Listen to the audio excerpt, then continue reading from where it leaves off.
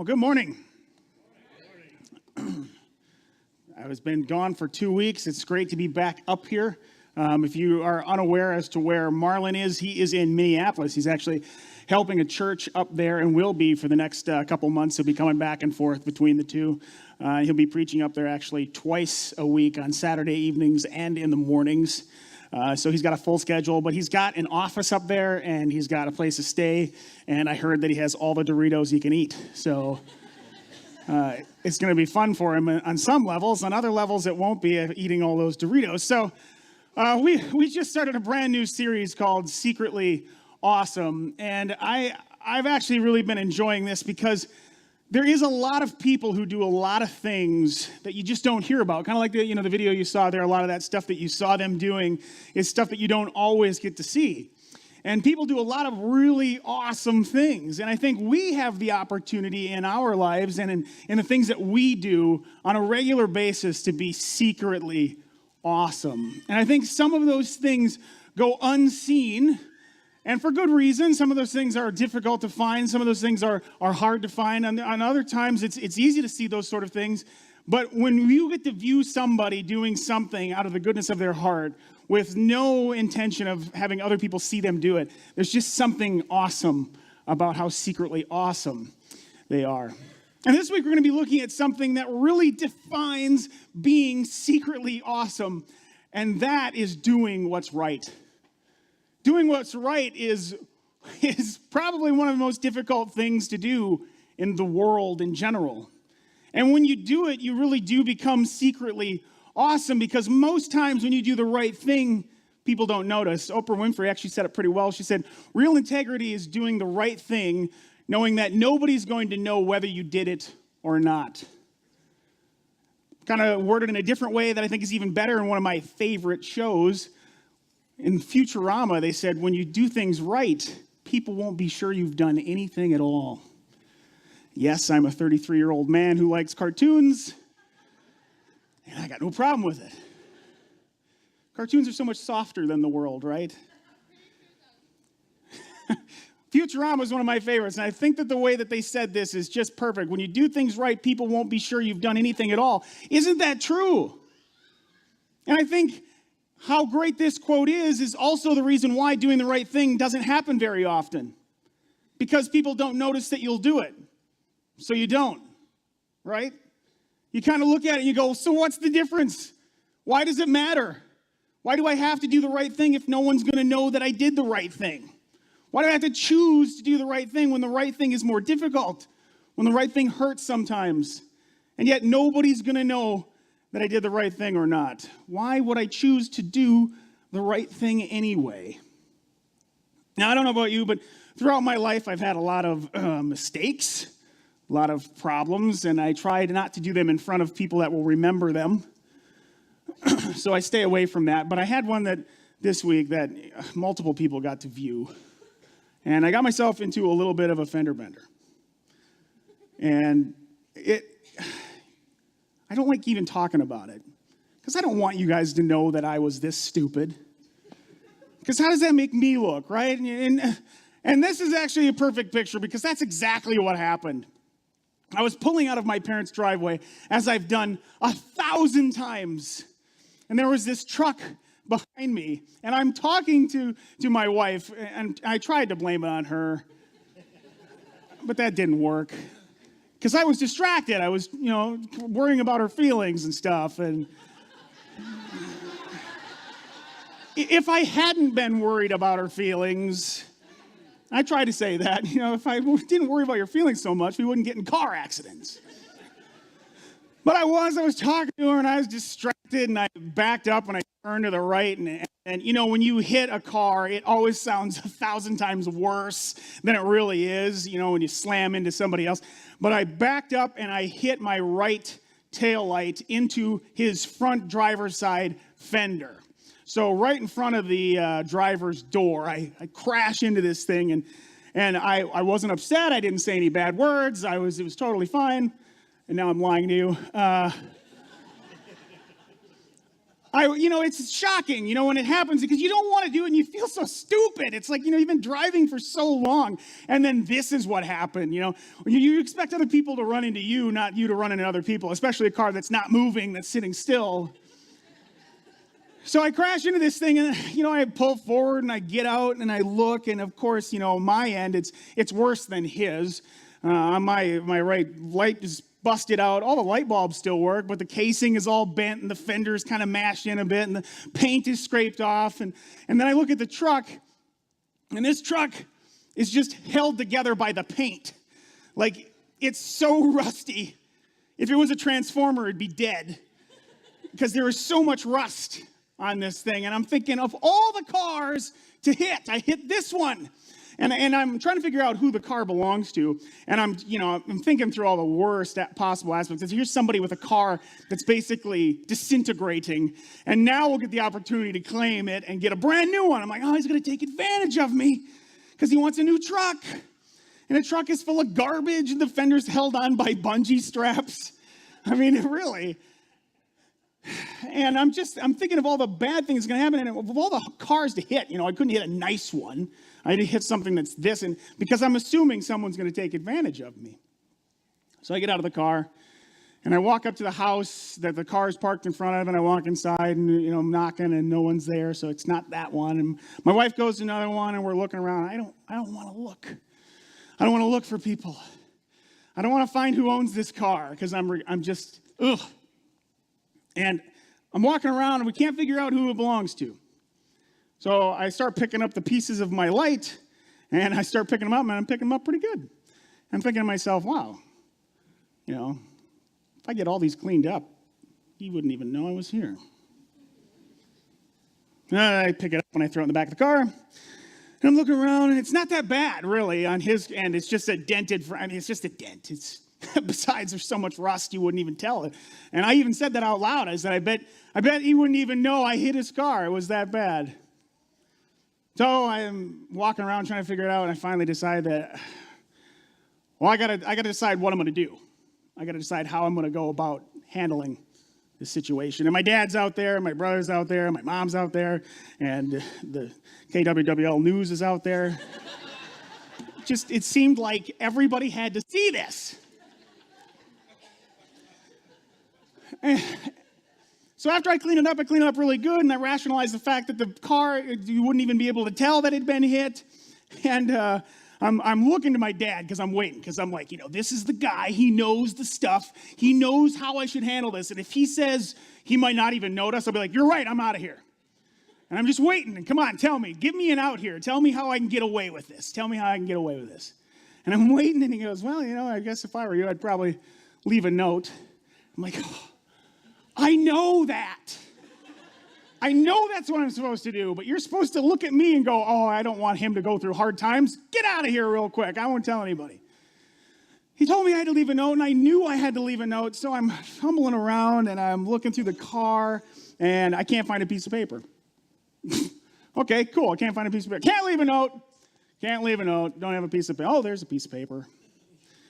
So I get out this piece of paper, and I'm leaning on the front of my car, and I'm thinking to myself, what do I write on here? How do I do this? Sorry I bumped into your rusty piece of junk.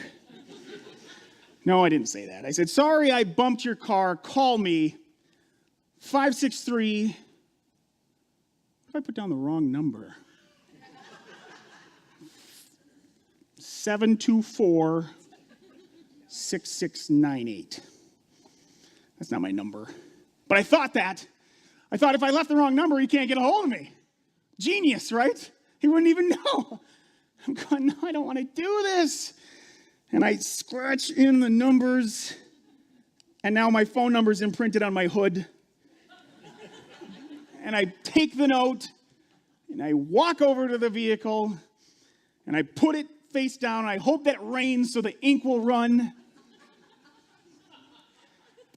Because I'm fighting this the whole way. There's no reason to do the right thing here. I could so get away with it. I don't have to do this. I don't have to do the right thing. And I'm not going to stand here and pretend to you that I'm this perfect saintly person that thought from the beginning that I was going to do the right thing the whole way, because I didn't. Because our human nature, what's inside of us, fights that. It fights doing the right thing because inherently we're sinful people and we're filled with self-serving ideals.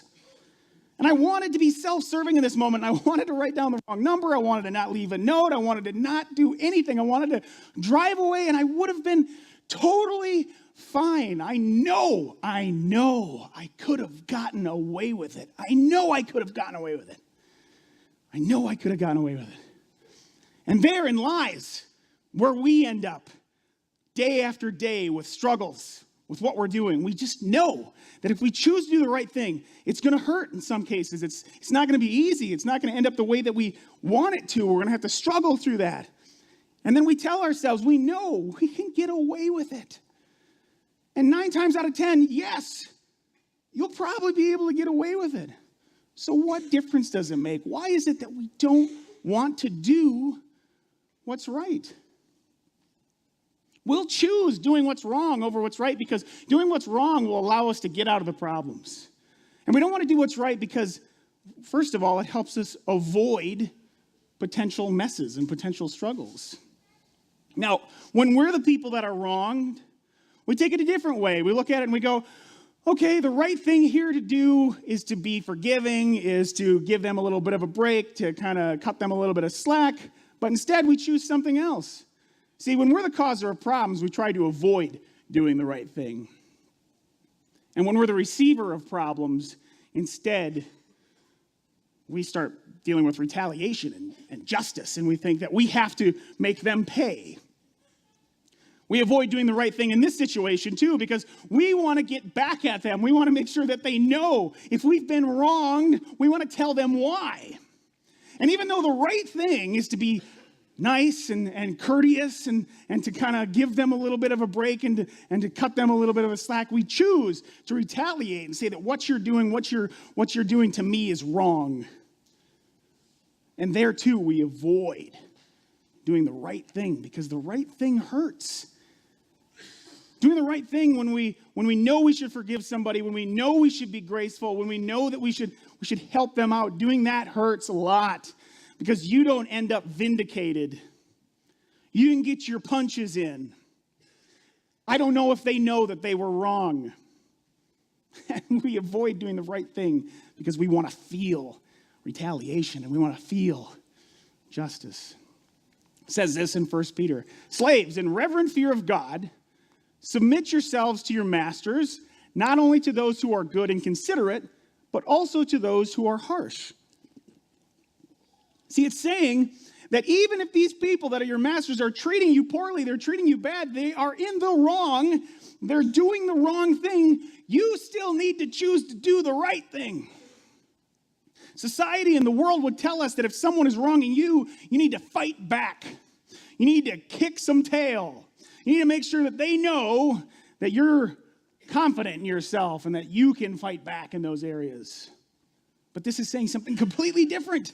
It's saying even if you have a good master, great. But if you have a bad one, you're supposed to act the same way.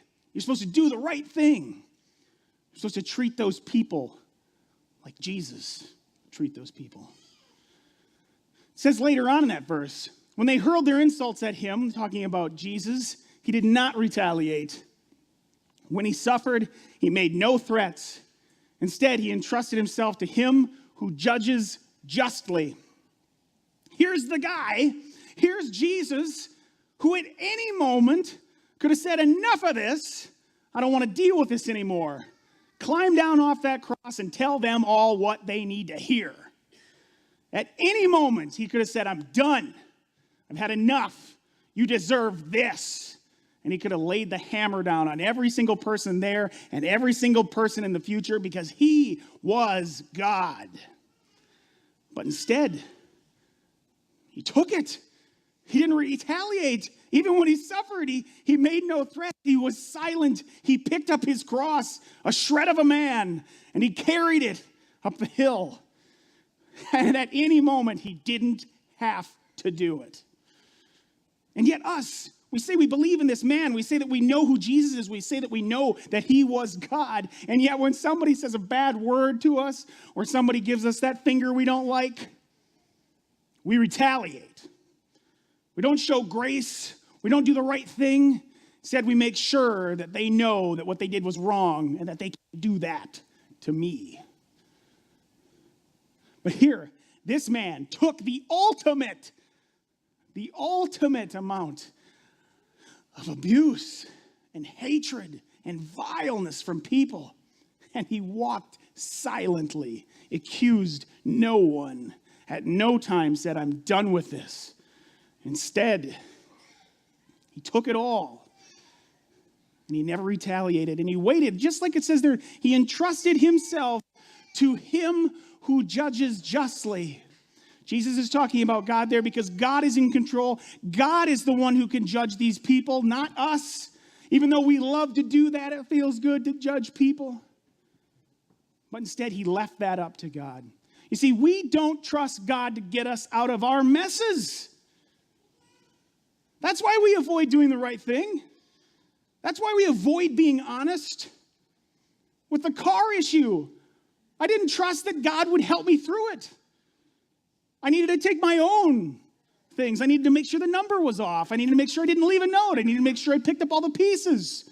Because I didn't trust God to help me through that situation. And we have to know that God is in control of our lives. If we know that God is in control and he has an idea of where he wants us to be, instead of us choosing the wrong thing, we will instead choose the right thing. And through the pain and through the suffering, we will follow him with confidence that he will lead us to where he wants us to be, regardless of the situation. Instead of retaliation and justice, instead of telling people that you know, instead of avoiding problems, instead of choosing to do the wrong thing over the right thing, instead, we will have generosity and grace. That is the opposite to retaliation and justice. It's generosity and grace. Generosity and grace says that we're following Jesus. We know who Jesus is. We know how he lived. And because he lived that way, we want to live that way. So we don't retaliate when people do things we dislike. Instead, we show generosity, grace, forgiveness. We show people that we are with Jesus, that we know who Jesus is, and he's made such an impact on our lives that we need to equally make that same impact back to other people. And choosing the right thing will make that impact. We need to be generous. We need to have grace. And we have to be generous with certain things in our lives so people can see who Jesus is. We need to be generous with our time. We need to know that time is the most important things in our life because that's what life is made out of, is time. And that time is what we can spend with other people. We need to use our time to impact people's lives. We need to sit down with people who are dealing with issues. We need to sit down with people when we're dealing with issues. We need to make sure that our relationships with other people allow us to have an example of who Christ is with them. Because if you haven't heard it, most of the time when you're in the middle of a situation, you don't really notice the situation that you're in. And when you take the opportunity to talk with other people, they can look into that situation from the outside and see it with different eyes.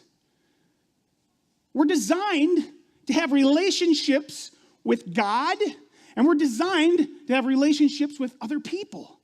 Because those people, if they are following God and living a life like Christ, will be able to speak into our lives and take that knotted mess of an issue and straighten it out for us. I'm dealing with a friend right now who's on the verge of divorce. And I keep talking to him. I keep walking him through these things. I keep talking through these issues because they're important. And I love him and I love his wife and they're great people. It's a bad situation. But he said to me, yesterday, you are wise beyond your years. I said, dude, I'm 33. I got another 33 years before I'm wise beyond them. And I said, I appreciate that. I said, I really do. But you have to understand that anything that I give you comes from Christ. Anything that I say that's truth is God's truth. And I'm helping him through these situations. And every time I tell him, here's how you should handle this. Here's how you should go about this. Here's how you should focus on this. He says, oh, that's great. And I said, yeah, that's God. And I said, you need to know through the struggle that you're going through these issues, that you need to focus on who God is. Because regardless of our issues, regardless of our stressors and our problems, if we end up with Jesus in the end, we did the right thing.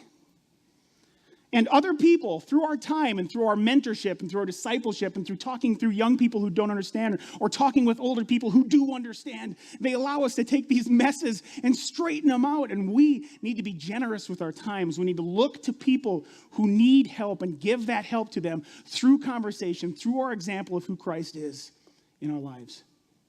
We need to be generous with our times. As you've probably heard, as iron sharpens iron, so one man sharpens another.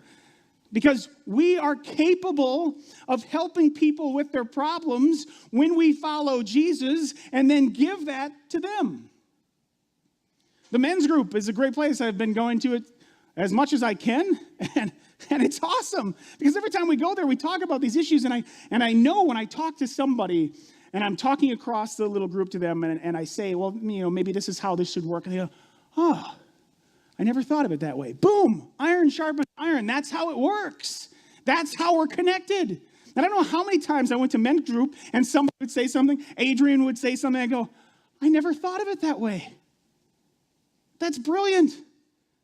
Because people that are working together, being generous with their time, and learning about who Jesus is, will inevitably sharpen each other and have better lives who choose the right thing, which is Jesus. So be generous with your time.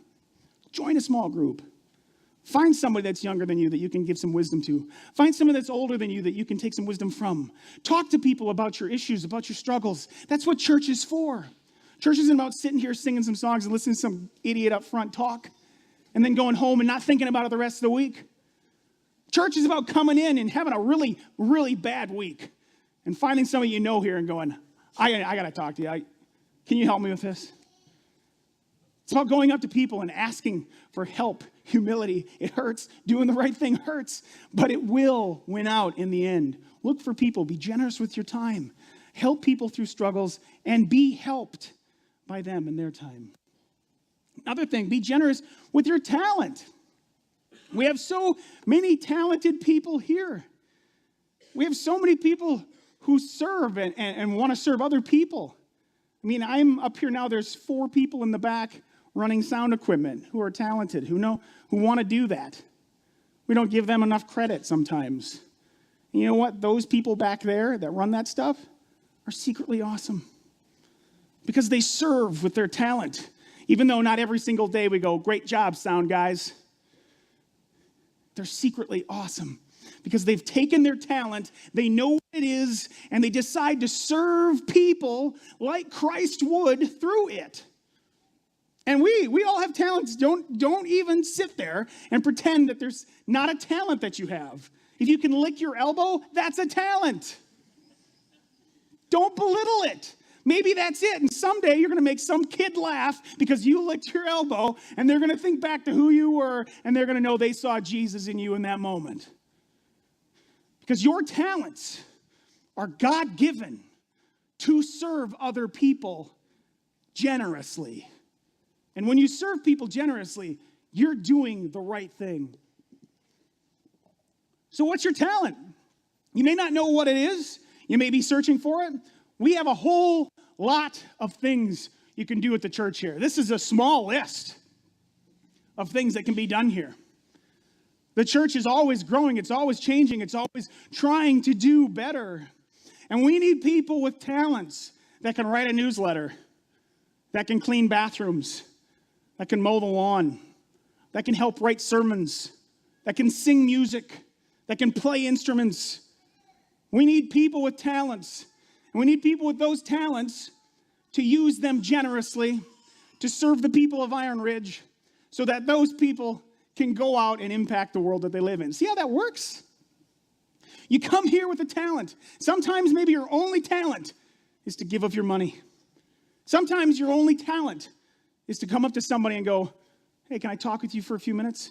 Maybe those are your talents, but find them, use them, serve people through them, be generous with them, and inevitably you will do the right thing and you will help people find Jesus here at Iron Ridge and where you work. Sometimes your talent is your job. Sometimes, George, I'll just call you out right now. George is secretly awesome. George knows things about air conditioning that I would never care to know. He came over to my house and he helped with this air conditioning stuff. And I feel like I'm a pretty smart guy. I feel like I can figure things out. And he has all these sliders and charts and stuff for figuring out how much air volume can fit into a garbage can. I don't know. And he's secretly awesome because he knows these things, and he served me like Jesus would by helping me install my air conditioning unit. Crazy how that talent can come about and help you serve other people. Sometimes going to your job every single morning is your talent, and there's people there that need to be served by you so that they can see an example of Christ every single day. And here at Iron Ridge, it's no different. We have all these things that you can do. If you have a talent, if you want to serve people, if you want to work at Iron Ridge and serve others, if you want to go to work every day and serve others, you have to be generous with your talent. And if you have something that you want to do here at Iron Ridge, you want to help us out, any of those things look like something you could do, trunk or treat, being a small group leader, serving, being on the sound team, or decorating or something. If any of those things are talents that you have, tell us. I don't know what your talent is. I don't know what you're passionate about. I don't know how you can serve other people.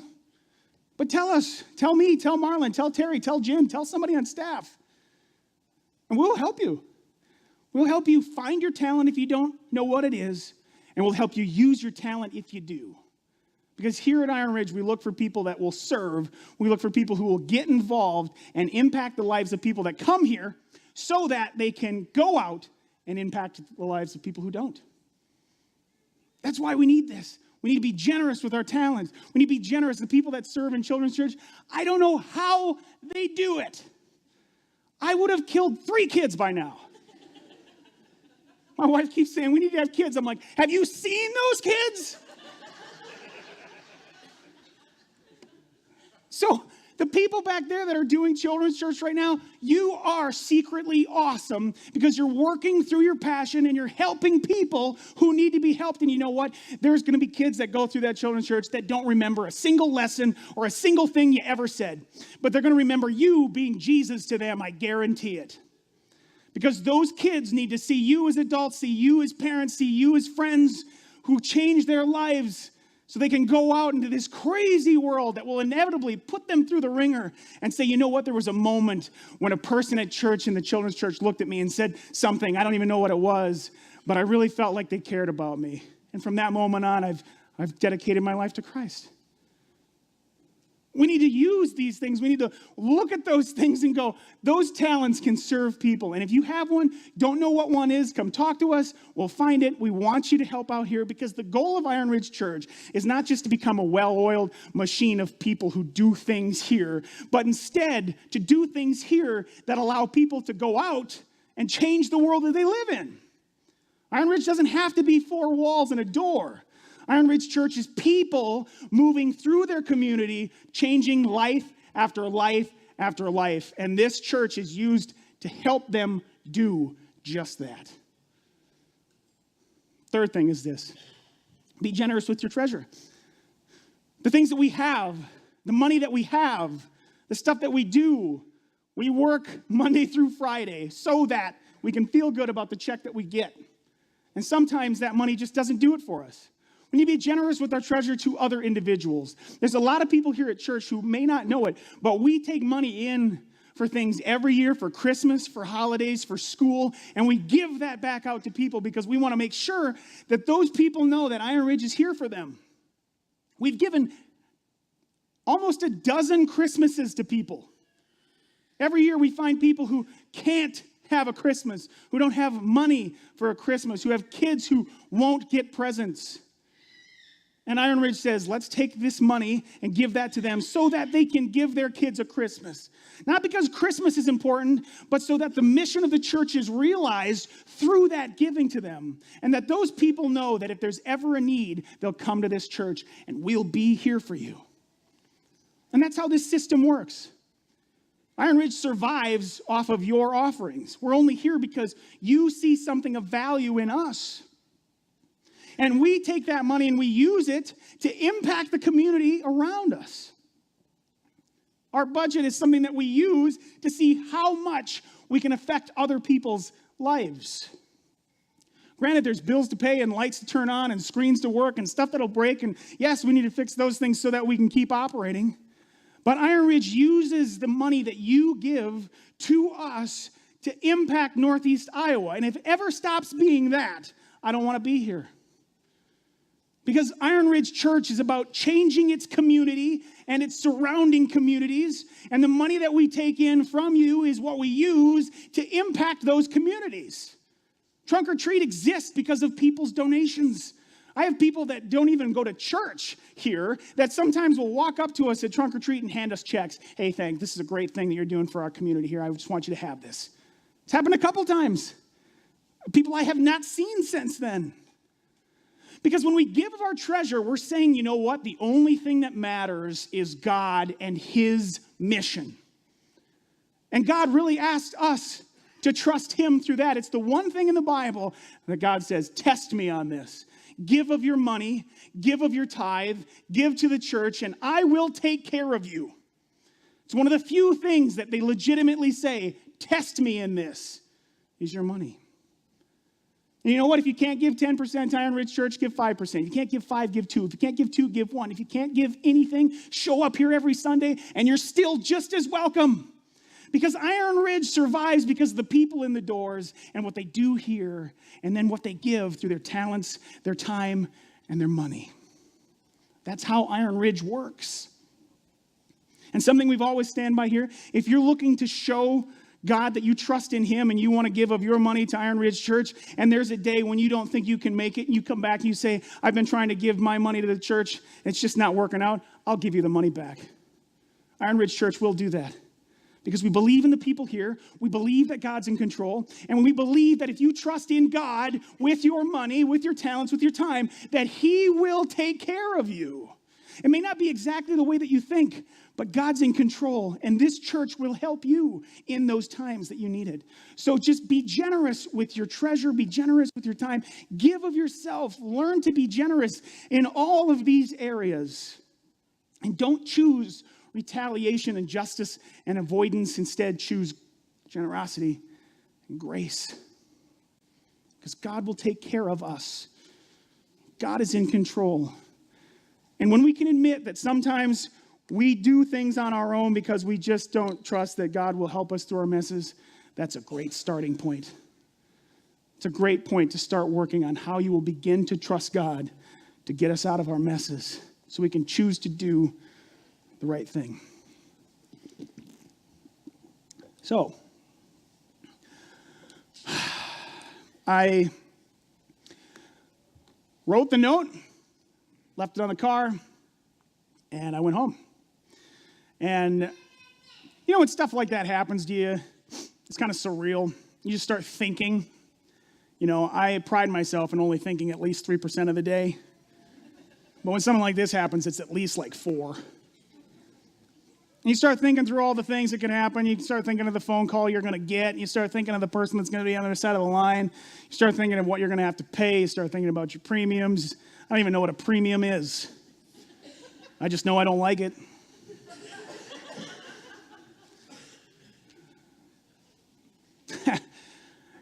And you just want to sleep. Does anybody else get that way? Yeah, right? Okay, good. I'm not the only one. Okay.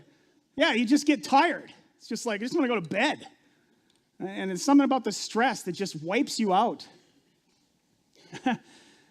And I got a phone call from someone who I think is very wise in her years.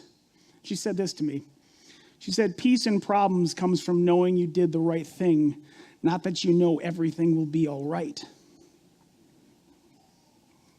Jeez, It's so true.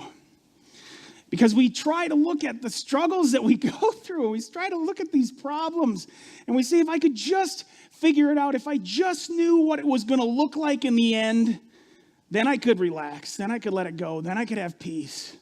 If I just knew all the steps that it would take to get there, I could have peace in that moment. That's not true. Peace comes from knowing who's in control. And when you know who's in control, it doesn't matter what the outcome is. It doesn't matter if it's some crazy person trying to take advantage of you in your car and get a new one. Instead, you'll take peace in the fact that you know who's in control. And that even if the ending is not all right, you've had peace up until that moment. And you know what? The ending, even though it's not all right, you're still going to get through it. Paul said, the worst thing that could happen to me is I could die. And when you take that mindset, when you think about that, when you think about the struggles that you go through, and while we try to put them into perspective, and we think, well, you know what? The worst case is I could die. I'd be in heaven. It'd be over. That's great. He loved that. He wanted to go home. He said that he was pulled between staying and telling people about the gospel or just going home to be with Jesus. And there, too, we can take peace in the fact that we know who's in control, even if the ending is not what we know or what we expect. The guy called me, older guy. My dad said that he actually had talked to him, run into him, and he's like, oh, he seems like a nice guy. He didn't seem to have too big of a problem with it. He got a pry bar out so he could get his door open because you jammed it shut. And so I'm waiting for the phone call, and he actually called me last Sunday during the service. So I went outside and I answered the phone. And hello, who's this? And I said, oh, this is Brian. And he goes, yeah, I think you're the guy who hit my car. And I said, you're probably right. And he said, well, I really appreciate you leaving a note. And I said, that doesn't make me feel better. And he goes, most people just drive off. Just leave it. I mean, my car looks like a piece of junk anyway. And this is an older guy who's probably in his early 70s. And I said, I've been raised differently to take care of doing the right thing. I said, once I trashed a mailbox with my car and I had to go back and pay for it. And I could have got away with that too. But I said, I've been raised to do the right thing. And he says, well, I really appreciate that because not many people would do it. So I'm going to figure out what it costs to fix the car. And, maybe you can pay me out of pocket rather than going through the insurance company. And I said, that'd be great. I said, I'd be happy to pay you out of pocket so we wouldn't have to go through the insurance company. He's like, yeah, premiums they'll get you. I said, tell me what a premium is.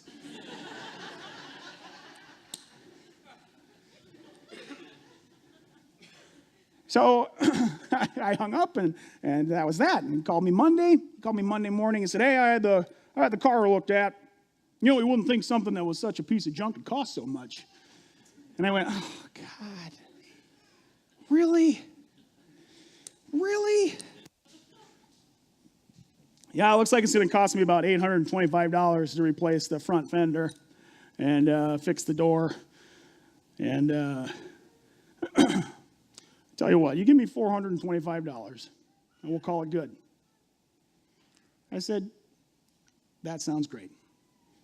$425 is something I could have spent on numerous other things I would have rather spent it on.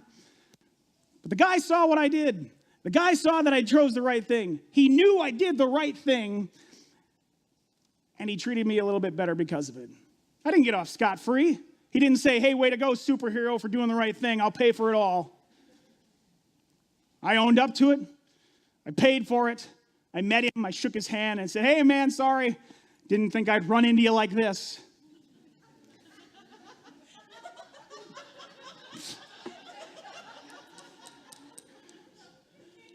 You're always a comedian in your own house.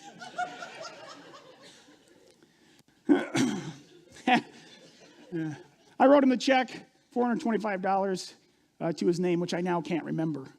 because it was so quick and so fast. And he smiled at me and said, "Hey, thanks again. I didn't expect anybody to leave me a note, and most people would just drive off." I said, "Yeah, well, I wouldn't have been able to sleep very well if I had just drove off and not taken care of it." So I did. I'm not telling you this to look at me for my example, for what I did, because anything that I do, anything that is good, anything that is truthful, anything that is right comes from Jesus in my life through me. I'm also not saying that if you do the right thing, you'll only have to pay for half of your problem. I'm not even saying if you do the right thing, you'll have to pay for none of it or all of it. Sometimes doing the right thing will deeply hurt you.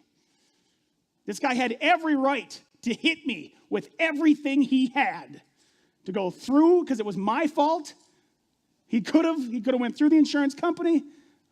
My rates would have went up. He could have made me pay. And you know what? 9 times out of 10, when you do the right thing, the world is going to make you pay. Sometimes you get off easy. Most of the time, you pay for it. You know what? Doing the right thing is so much more important than the suffering that you'll go through. 1 Peter continues. It says, "For it is commendable if someone bears up under the pain of unjust suffering because they are conscious of God. But how is it to your credit if you receive a beating for doing wrong and enduring it?" If you do the wrong thing and you get punished because of it, big deal, right? That's what's supposed to happen. But if you suffer for doing good, you did the right thing, and you suffered, and you endure it. This is commendable before God. See how that sentence works? If you suffer for doing the right thing, not doing the right thing and hopefully getting off because they didn't find you or whatever. If you suffer during it because you chose to do the right thing, because Jesus is Lord in your life and you believe in who he is, if you do the right thing and you suffer through it, that is commendable before God. Suffering through doing the right thing is commendable through God.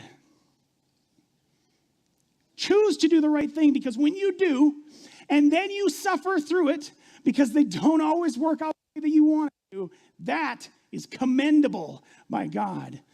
And it's the example of Christ in you. That's the biggest thing to take from this. So what if I got through and I didn't have to pay anything for the car? So what if that man didn't see me being an example of Christ in his life? I failed. Because that's what we're here for. That's what church is about. That's why this is so important. Because we need to be examples of Christ to those who don't know who Christ is. I don't know where he'll end up. I don't know if he knows who Christ is. But I do know that I did the right thing. I paid for it. And I showed him who Christ was in my life because of it. It says in 1 Peter 2:21, "To this you were called, because Christ suffered for you and me and all of us, leaving you and all of us an example that you should follow in his steps, because you are never more like Jesus than when you give and you serve." That's where Jesus was. That's what he did his whole life. He gave of people. He gave himself to people. He gave of his time. He gave of his talents. He gave of everything that he had. And he served those who just didn't deserve it. And because of his suffering on the cross, because he knew that someday Brian Minks would back into some guy's car, I hope that he will be an example of me to him. And we get that choice every single day. We get that choice to choose to do the right thing, even though the outcome may be absolutely awful. In a world so often that's self-serving and self-focused, you will look completely strange if you choose to do the right thing in spite of yourself. So if all else fails, do the next right thing. If your marriage is failing, do the next right thing. If you're having trouble at your job, do the next right thing. If you're having a conflict with somebody else and you're mad at them and he's mad at you, do the next right thing. Because if you do the next right thing, it's commendable by God if you suffer through it. You will be an example of him to other people, and you will be secretly awesome. Do the next right thing.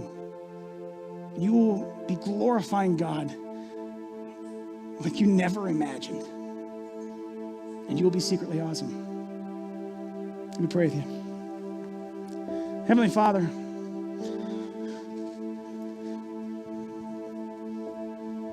I thank you so much for your sacrifice for us. And that through it, we can be an example to those who don't know you. Father, I pray that you help us as we go through this world filled with sin and self-serving attitudes, that we can focus on being like you.